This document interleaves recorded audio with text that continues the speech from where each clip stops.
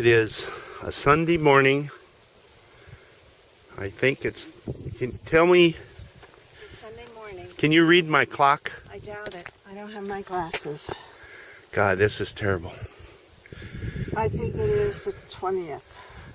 No, No, 19th? it's 21 and 22. Okay. Anyway, we are on the Via Verde. This originally was supposed to be a railroad track, and they started making it in the early 1920s, and it never got finished. And we parked back there by that big white building, which is called the Station of Olvera, but now it's a country hotel. And I don't know how far we're going to walk on the trail. It's just a nice sunny day again. And that is one of the Moorish outposts that it's on our bucket list to go to and climb. And we're going to climb that hill, and then let me go slow, go slow, go slow. Can you see, or is the sun blocking you? I can't. Yeah, well, I can see. Yeah, I can see. And then on our bucket list is, which we're going to do first, is climb up to the cathedral and then on up to the Moorish castle, Well, to the fortress. We have climbed to the cathedral. Yeah, we have done the cathedral. We just haven't done we never went on up. we never went on up. So we're supposed to be some kind of Roman-looking bridge. I don't know how far away it is, but we will.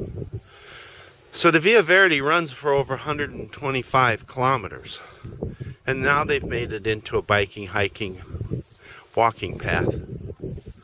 And people come and rent bikes and come start out in Granada, which is how far from here? 2 hours by car.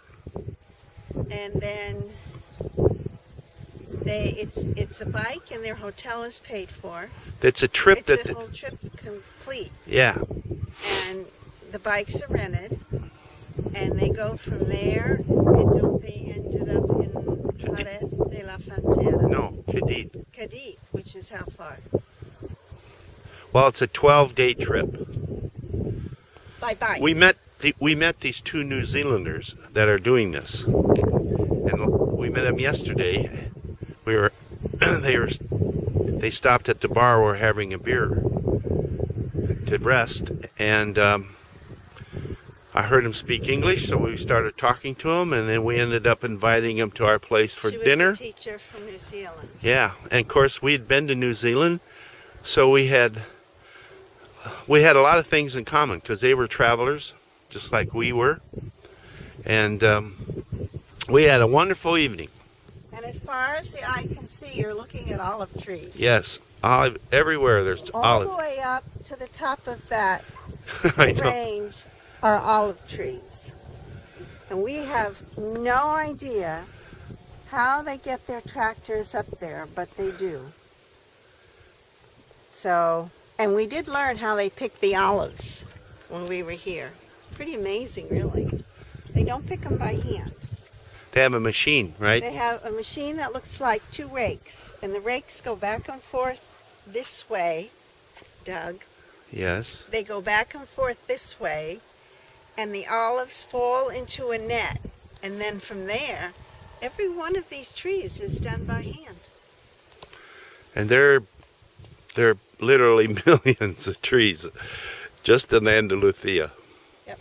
All right, so we're Let's going go. to continue our walk. See what there is to see. Of these olives. Maybe. Because look, somebody lives there. So there's somebody that lives in that, or it's a summer cottage. Hold on. And then we're going to come to a tunnel. But I know this film will do justice to the view that we're seeing. But it's, oh my goodness, it's so beautiful. And if you look straight up there, there's a line, looks like a line. That's actually a road to that house. Yes. It's a dirt road that goes up this mountain and goes all the way up to that house. We didn't hike back then. So there's just Spaniards out walking on the Via Verde. Well, this is easier than walking in town, though. Yeah. So we've done a little bit of the Via Verde. We're going to drive to another town that the Via Verde runs also to. It's called Corrida or I don't know. Anyway, we're going to go back. How far do we walk? About a mile? At least. We have some horses on the trail. So we're just letting them get in town. I mean, I think I seen these same horses last night in town. At least the white one.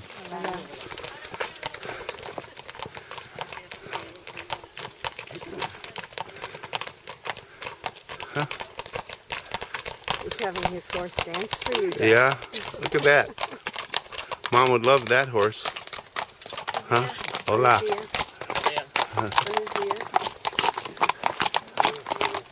How pretty. Look at his tail. Yeah, that's the same horse I seen last night. Oh, he must. Let's see what she does. No, she's got a machine. Yep, there it is. They're shaking olives out of the tree. You can see all the net there underneath the tree. But now they went out of sight. So, but we heard them. Heard them use the machine to pick olives. Can you see? No, but they can hear the sound. Well, you could have walked up there. I could have. They wouldn't have said anything. He's picking olives though. They wouldn't have said anything. We have left the Via Verde, although we're very close to it.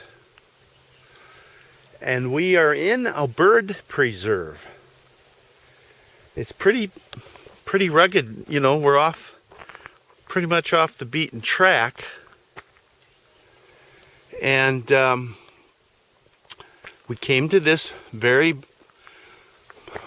scenic spot. And right up there, probably half a mile, is the Via Verde. So the couple, Sue and Grant, today they're biking on the Via Verde all the way to Villa Martin. It's about 30 kilometers. Now I don't know the name of this little stream, but it's very picturesque.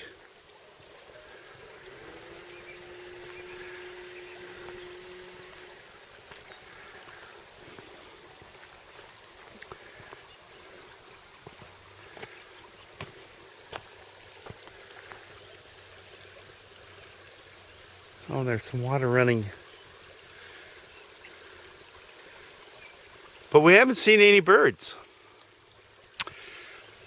We read the sign, it was in English, about this place. And I was almost certain Maria read that it made a complete circle. And you ended up where you started. But that sign says Coto de Portino de Casa de Crip. Deportivo is the word. I don't know what it means. Maria says it's a private road to a de Casa I got. And we want to end up going to the village of Corrip. That was the word I couldn't remember, the town name. So I may just act like a stupid tourist and go up the road anyway. Normally you would have Spaniards all over this place picnicking, but this is pretty remote. Okay, we're going to continue our little adventure. So on the way to Corip, we came across this building, and I stopped, and lo and behold, I've got really good internet here. And this building is a puzzlement. El Castano. AB. And I think that means the castle.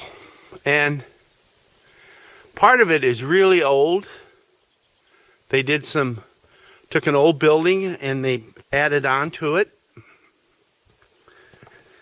And we're not sure if they were bar, restaurant, hotel, maybe. But I love the layout of it, the courtyard here. And then it's got an upstairs where I imagine there's mostly bedrooms. And I don't know how safe the floor would be. I may go up there. But you have a nice room here, and it looks like maybe what was going to be a bar. And it got partially finished, and now you see it's just falling apart, falling down. That's why I'm a little leery about going up there on that second floor. But here was going to be the kitchen, and there's another room off of it. Then you have this area, and then you have another big room here, and then in the back they could be bedrooms.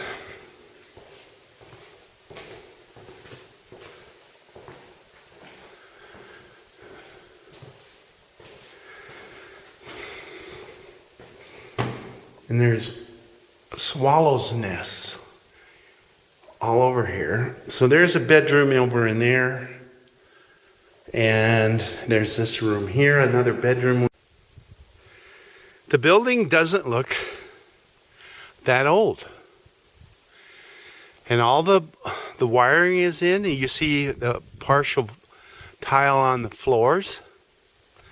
Around the corner there is a swimming pool, but it's been sitting vacant quite some time. Quite a deal. Anyway, I have super good internet up here, and we had 0 in the bird sanctuary. And by the way, we didn't see any birds, nothing special. Heard the normal amount of birds. And we're going to that village out there, way out in the distance, Coripe. So today has been all about the Via Verde.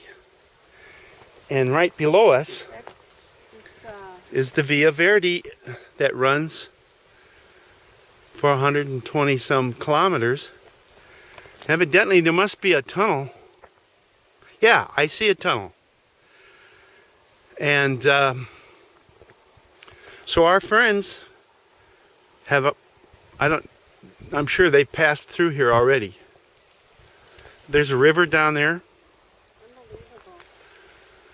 And then we're going to go to this crypt where the Via Verde runs right through it. So we'll have a little bit more of the Via Verde.